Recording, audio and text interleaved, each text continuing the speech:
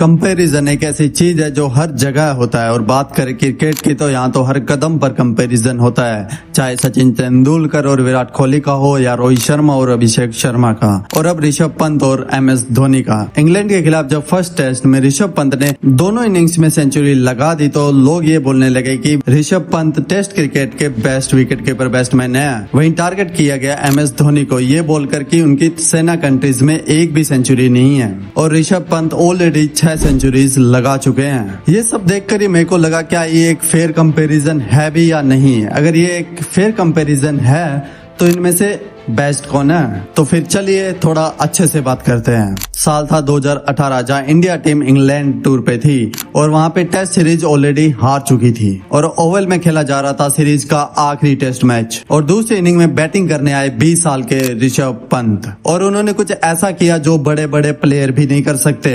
उन्होंने इंग्लैंड की इतनी खराब कंडीशन में 118 रन की तगड़ी इनिंग खेल दी और हाईलाइट बने उनके वो 4 सिक्सेस जो उन्होंने अपनी पूरी इनिंग में लगाए थे, जिसके बाद सब ऋषभ पंत को एक स्ट्रॉन्ग पिलर के रूप में देखने लगे थे। वहीं ऋषभ पंत निकल चुके थे ऑस्ट्रेलिया टूर पर जहां उन्होंने फिर से एक तगड़ी 159 की नॉट आउट इनिंग खेली थी। थोड़े से टाइम में ऋषभ पंत इंग्लैंड और ऑस्ट्रेलिया जैसी टीम्स के खिलाफ उनके घर पे जाके सेंचुरीज लगा चुके थे, जो कि एक बड़े बड़े प्लेयर्स का भी सपना होता है। और यहीं से स्टार्ट हुआ MS धोनी वर्सेज ऋषभ पंत। लेकिन तब इन दोनों को कंपेयर करना फेयर नहीं था क्योंकि ऋषभ पंत ने बहुत थोड़े मैचेस खेले थे और MS धोनी बहुत अच्छा खासा करियर लेके जा चुके थे।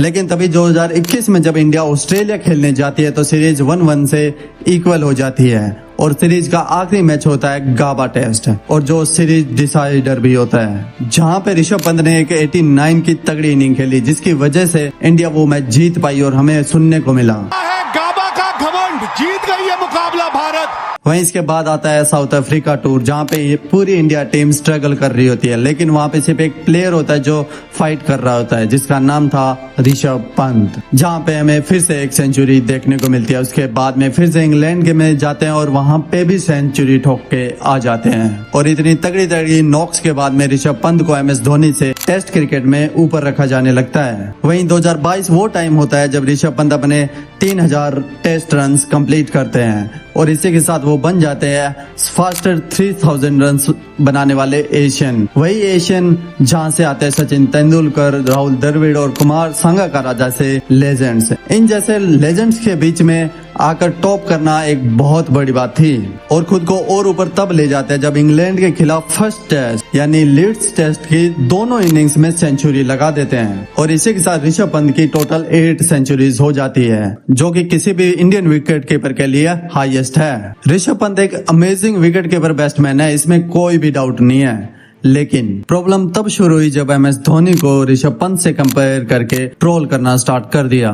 तो चलिए जानते हैं क्या MS धोनी सच में इतने बुरे टेस्ट क्रिकेटर थे क्या। देखो, अगर ढूंढने निकलोगे तो MS धोनी की एक भी ओवरसीज सेंचुरी आपको देखने को नहीं मिलेगी, वो चाहे टेस्ट क्रिकेट हो या ODI या T20, एक भी सेंचुरी आपको देखने को नहीं मिलेगी और इसी बात को लेकर MS धोनी को सबसे ज्यादा हेट किया जाता है। लेकिन अगर थोड़ा गहराई में उतर के देखोगे तो आपको पता चलेगा कि MS धोनी ने जितने रन घर में बनाए हैं उससे कहीं ज्यादा घर से बाहर बनाए हैं, जिससे पता चलता है कि MS धोनी सिर्फ फ्लैट पिचेस पे नहीं खेलते थे बल्कि अपने कंफर्ट जोन से बाहर निकल के परफॉर्म करते थे। 2008 में जब MS धोनी को कैप्टनसी दी गई तो इंडिया एक बहुत बड़े ट्रांजैक्शन फेज से गुजर रहा था, जहां पे बहुत बड़े बड़े लेजेंड जैसे सचिन तेंदुलकर, राहुल द्रविड़ और लक्ष्मण जैसे प्लेयर्स अपने रिटायरमेंट के बहुत करीब आ चुके थे और टीम इंडिया में नए चेहरों का आना स्टार्ट हो चुका था और इतने नए चेहरों के साथ में घर से बाहर जाकर कोई टेस्ट सीरीज जीतना कोई आसान काम तो था नहीं। लेकिन फिर भी साउथ अफ्रीका में जाके ड्रॉ करना और न्यूजीलैंड में जाके सीरीज जीतना एक बड़ी बात थी और इंटरेस्टिंग ये था कि इन दोनों सीरीज में विनिंग नॉक्स MS धोनी नहीं खेले थे। हालांकि कोई सेंचुरी नहीं थी मगर एक भी इनिंग सेंचुरी से कम भी नहीं थी। वहीं जब 2007 में इंडिया 23 साल बाद में इंग्लैंड की जमीन पे कोई टेस्ट सीरीज जीती थी उसमें MS धोनी का एवरेज 50+ था।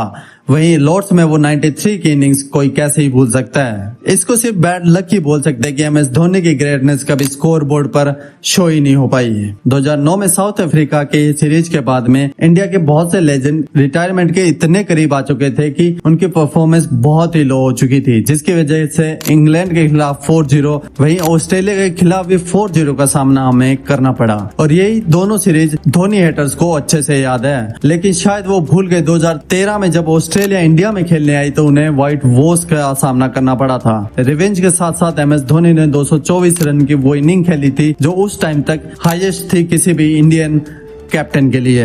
बैटिंग के साथ साथ एमएस धोनी विकेट के पीछे भी बहुत तगड़ा काम करते थे, जहां पे उन्होंने अपने टेस्ट करियर में 256 कैचेस के साथ साथ 38 स्टंप्स भी किए थे।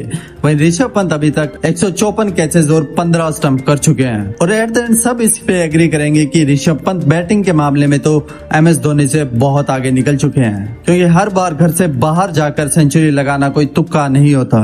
लेकिन जो लेगेसी एमएस धोनी ने इंडियन क्रिकेट को दी है उसको ऋषभ पंत के साथ कंपेयर करके I don't think so it would be fair on MS Dhoni, क्योंकि जिस तरह के वो लेजेंड वो थे और जितना उन्होंने इंडियन क्रिकेट को दिया है शायद ही कोई और देके गया होगा। बाकी मैं तो खुद यही चाहूंगा कि ऋषभ पंत आगे चलकर एमएस धोनी से भी बड़े प्लेयर बने, क्योंकि एट द एंड फायदा तो इंडियन क्रिकेट का ही होगा। बाकी कमेंट सेक्शन में अपना ओपिनियन जरूर बताना।